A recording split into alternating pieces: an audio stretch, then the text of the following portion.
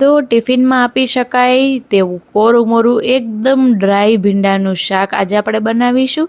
તો ઘણા લોકોથી ભીંડાનું શાક ચીકણું બને છે, તો આજે તમને હું અમુક ટિપ્સ આપીશ જેથી તમારું ભીંડાનું શાક જરા પણ ચીકણું નહીં બને અને ખાવામાં એકદમ મજા આવશે। રોટલી કે પછી દાળ ભાતની સાથે ખવાતું આવું ડ્રાય ભીંડાનું શાક બનાવવા માટે અહીંયા પર આપણે કૂણા ભીંડા લેવાના છે। અહીંયા પર તમારે જાડા કે પછી જેના મોટા બી હોય તેવા ભીંડા ન લેતા આવી રીતે હાથની મદદથી તમે કરો તો એકદમ આરામથી તૂટી જાય એવા આપણે તાજો ભીંડો લેવાનો છે। ઘણીવાર એવું થાય કે તમે મોટા ભીંડા લો છો પણ તેની અંદર એકદમ જાડા રેસા અને એકદમ જાડા બી હોય છે, જેથી તે શાકમાં ચડી તો જાય પણ વચ્ચે વચ્ચે બી આવે તો ખાવાની મજા ન આવે। તો આવી રીતે એકદમ નાના બી કે પછી બી વગરના ભીંડા પણ માર્કેટમાં મળે છે તેવા જ લેવા। ભીંડાના શાકની અંદર પાણીનો ઉપયોગ નથી કરવાનો, એટલે તેલનું પ્રમાણ થોડુંક વધારે જ રાખવાનું છે।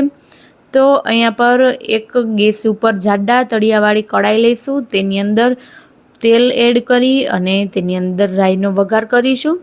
જો તમને ભીંડાના શાકમાં જીરું ભાવે તો જીરાનો જરૂરથી વઘાર કરવો, મેં અહીંયા સ્કીપ કર્યું છે।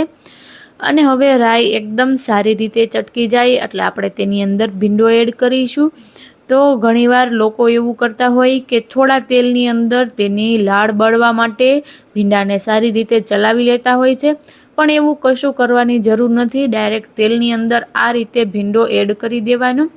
ભીંડાનું શાક ચીકણું ના બને તેના માટે અહીંયા પર વારંવાર તમારે ચમચી ચલાવવાની નથી, આવી રીતે કડાઈને જ સારી રીતે ટોસ કરી ભીંડાને સારી રીતે તેલવાળા કોટિંગ કરી લઈશું। અને ભીંડાના શાકમાં મીઠું હંમેશા છેલ્લે જ નાખવું જેથી કરી તે ચીકણો નહીં બને। તો આપણે અત્યારે ફક્ત હળદર જ એડ કરી છે અને એકદમ સારી રીતે કડાઈને જ ચલાવી અને સારી રીતે એને ટોસ કરી લઈશું। વચ્ચે જરૂર જણાય ત્યાં જ આપણે ચમચી ફેરવીશું પણ ખૂબ જ ઓછી।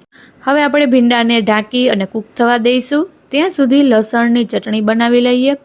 તો 10 થી 12 જેટલી લસણની કળીને ખાયણી દસ્તામાં ખાંડી લેવાની છે। ત્યારબાદ થોડું કાશ્મીરી લાલ મરચું અને મીઠું એડ કરી ફરીવાર બધું મિક્સ કરી દઈએ। કાઠિયાવાડી શાકની અંદર આવી લસણની ચટણી તો જરૂરથી બને છે, તે કોઈ પણ શાકનો ટેસ્ટ ઇન્સ્ટન્ટલી એન્હાન્સ કરી દે છે, તો ખાવામાં ખૂબ જ ટેસ્ટી લાગે છે। હવે ભીંડાનું શાક આપણે જોઈએ તો તે ઓલમોસ્ટ 80% જેટલું કૂક થઈ ગયું છે। અહીંયા થાળીની ઉપર પાણી જરૂરથી એડ કરવું જેથી કરી આપણો ભીંડો છે તે તળિયે ના ચોંટી જાય। આ સ્ટેજ ઉપર આપણે થોડી ડુંગળી અને થોડા ટમેટાં એડ કરીશું। એ વાતનું હંમેશા ધ્યાન રાખવાનું કે ભીંડો આપણો એકદમ કૂક થવા આવે ત્યારે જ આને આપણે એડ કરવાનું છે। જો આપણે ડુંગળી ટમેટાને સ્ટાર્ટિંગમાં જ એડ કરીએ તો તેમાંથી પાણી રિલીઝ થાય છે ડુંગળીમાંથી અને ટમેટામાંથી, જેથી કરી અને આપણો ભીંડો ચીકણો થઈ જાય છે। તો ઘણી બહેનો એ જ ભૂલ કરતા હોય કે જ્યારે ભીંડો કૂક થવા મૂકે ત્યારે જ ડુંગળી ટમેટાને પણ મૂકી દે, જેથી કરી છેલ્લે તેનો ભીંડો ચીકણો થઈ જાય। અહીંયા પર શાકમાં તમે જુઓ તો હજી સુધી શાક આપણું જરાય પણ ચીકણું નથી થયું, તો આવી રીતે જરૂરથી ટ્રાય કરવી। હવે આપણે આના મસાલા કરી લઈએ। તો હવે આપણું શાક ઓલમોસ્ટ કૂક થઈ ગયું છે એટલે આપણે મીઠું એડ કરી દઈએ। તેની સાથે જે આપણે લસણની ચટણી બનાવીને રાખી છે તેને એડ કરી દઈએ અને થોડી એવી ડ્રાય ચટણી। અને હવે સારી રીતે આપણે જે લસણ એડ કર્યું છે તેને પણ કૂક કરવાનું છે અને ડુંગળી ટમેટાને પણ કૂક કરવાના છે। તો બધું તેલમાં સારી રીતે કોટિંગ થઈ જાય એ રીતે મિક્સ કરી દઈએ। અને હજુ સુધી જો તમે મારી ચેનલને સબસ્ક્રાઈબ ના કરી હોય તો જરૂરથી સબસ્ક્રાઈબ કરી દેજો।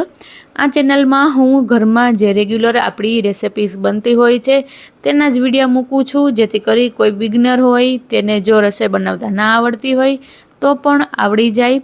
તો આ રીતે આપણે શાકને સારી રીતે મિક્સ કરી દઈએ। એકવાર શાક કૂક થઈ જાય એટલે તે ચીકણું થવાના ચાન્સીસ ખૂબ જ ઓછા હોય છે, એટલે તમે ત્યારે તેની અંદર ચમચી ચલાવી શકો છો। અહીંયા પર તમે જુઓ કે મેં આટલી બધી વાર ચમચીથી શાકને હલાવ્યું પણ છતાં એકેય ચિકાસવાળો જે રેસો હોય, જ્યારે ચિકાસના તાર બને છે તેવું આમાં જરા પણ જોવા નથી મળતું। તો આપણે સ્ટાર્ટિંગમાં ચમચી નહીં ફેરવવાની, સ્ટાર્ટિંગમાં આપણે કડાઈને ટોસ કરવાની। શાક એકવાર કૂક થઈ જાય ત્યારબાદ આપણે આમાં ચમચી ચલાવીએ, મીઠું નાખીએ તો કશો વાંધો આવતો નથી। અહીંયા પર મેં થોડું ધાણા જીરું પાવડર અને 1 ચપટી જેટલી ખાંડ જો તમે મારી ચેનલ ઉપર રેગ્યુલર હશો તો તમને ખબર હશે કે હું દરેક શાકની અંદર 1 ચપટી જેટલી ખાંડ તો એડ કરું જ છું. તેનાથી એકદમ સારો એવો ટેસ્ટ બેલેન્સ થઈ જશે. અને હવે આપણે શાકને ફરીથી કૂક કરીશું 5 મિનિટ, ત્યારબાદ સર્વ કરીશું. તો આપણું શાક રેડી છે.